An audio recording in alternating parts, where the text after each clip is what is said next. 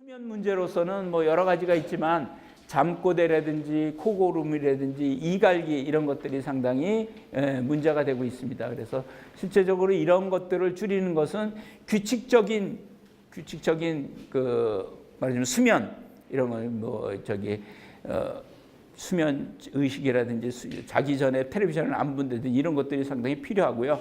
또 코를 고는 경우도 있죠. 다만 이 코 고는 것이 수면 무호흡인지는 항상 확인해 줄 필요가 있습니다. 그래서 필요하면 이제 점막이 코 점막이 늘어나기 때문에 그래서 코를 골 수도 있고, 또 아이들이 이제 감기 걸리거나 이럴 때도 이제 코를 골 수 있지만, 어떻든 그런 게 아니면 코를 건다 그러면 혹시 수면 무호흡이 있는지 확인해야 되는 시기가 또 이 시기고요.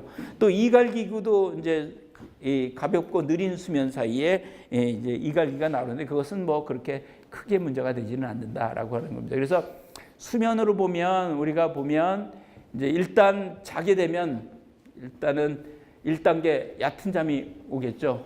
그다음에 2단계 잠, 요 2단계 때 이갈기가 주로 많이 나오고요. 또 3, 4단계 깊은 잠 때 코고름이 많이 나옵니다. 그리고 렘 수면 때 잠꼬대가 많은 거죠. 그래서 사실은 아이들이 그런 수면 습관에서에 대한 잠꼬대는, 예를 들어서 잠꼬대 같은 건 렘 수면이고, 코고름은 어떻든 깊은 수면의 문제고, 이갈기는 어떻든 얕은 수면의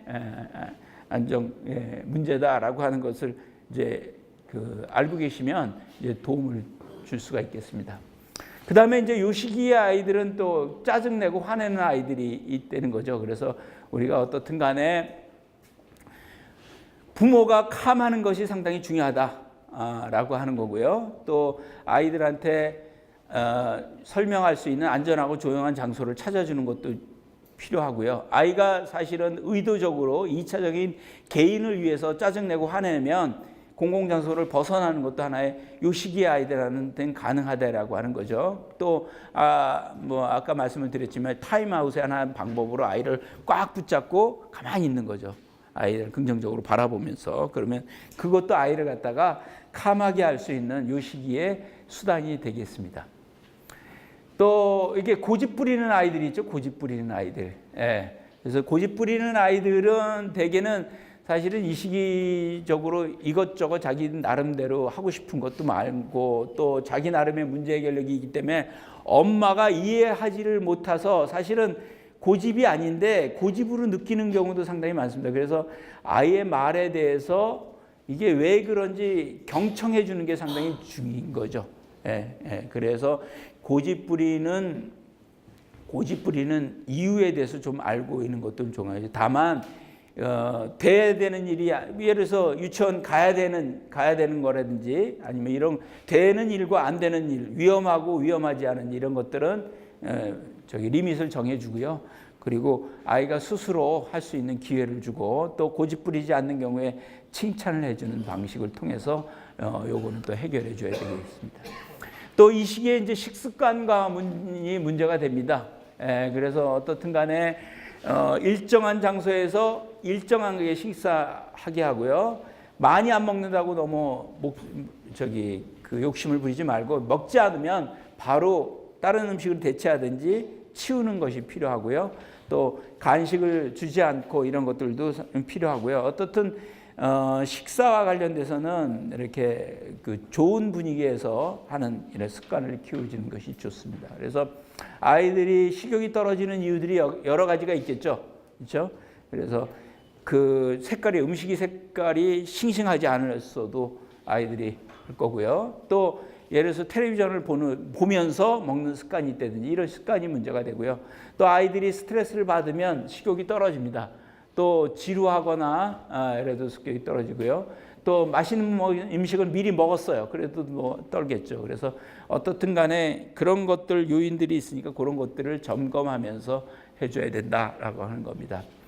아까 이제 얘기가 나왔지만 어떻든 정리하는 거는 이제 5, 6세 때는 시작을 하지만, 어떻든 아이들이 정리를 못하는 아이들에 대해서는 정리하는 이런 경험을 자꾸 해줘야 된다는 거죠. 그래서 집안을 갖다가 단순화시키는 것도 필요하고요. 정리를 할 때 또 칭찬하는 것 필요하고요. 또 준비물에 대한 일람표를 만든다든지 또 수납함, 치울 수 있는 공간을 준다든지 시간을 준다든지 이런 것들은 상당히 도움을 줄 수가 있습니다.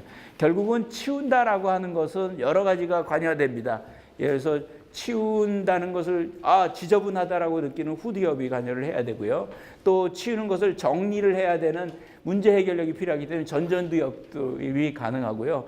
또 이것이 불편하다고 느껴야 되는 편도체 기능이 가능하고 그것도 협응이 필요한 전대상 피질도 다 관여를 하게 됩니다. 그래서 이때 이런 것들이 다 같이 이루어지기 때문에 상당히 아이들이 정리하는 것을 가리키고 이런 것들은 이제 도움이 줄 수가 있다라는 겁니다.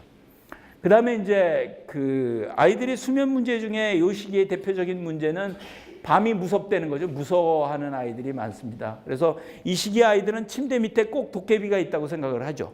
네, 그런 경우 많고 실제로 어두우면 그래서 이때는 이제 빨간 이제 수면 등을 켜주게 되는데 어떤 그림자나 이런 것들이 동물이나 이런 것들로 해석하는 경우도 많기 때문에 사실은 밤에 대한 두려움 이런 것들에 대해서 좀 해줘야 된다는 거죠. 그래서 일관된 수면 의식이라든지 아니면 잠자리 그림책과 같은 책을 이용한다든지 또 실제로 아까 말씀을 드렸지만 플래시나 이런 것들을 실제로 확인하게 하는 거죠. 불을 서서히 켜가지고 이게 별거 아니다라는 것도 있고요. 또 그 안에서 재밌게 노는 손가락 놀이나 이런 것들을 해주는 것도 상당히 도움을 줄 수가 있습니다. 그래서 앞에 설명을 드렸지만 어떻든 우리가 어떤 것에 공포를 느낀다라고 하는 것은 두 가지가 있다는 거죠. 하나는 의식적인 공포. 의식적인 공포는 어떤 것이 외부적인 시각적인 것을 봐서 그것이 경험이 돼서 그것이 전두엽으로 올라갔다 그 경험이 다시 편도체로 와서 오는 의식적인 공포가 있는가 하면 뱀이나 이런 것들을 싫어하듯이 이 안에서 이 시각적인 것과 관계없이 이 안에서 해결되는 것들도 있다라고 하는 겁니다. 그래서 아이들이 무의식적으로 막연한 공포 같은 것들이 있기 때문에 그런 것들에 대한 고려도 같이 해줘야 된다는 거죠.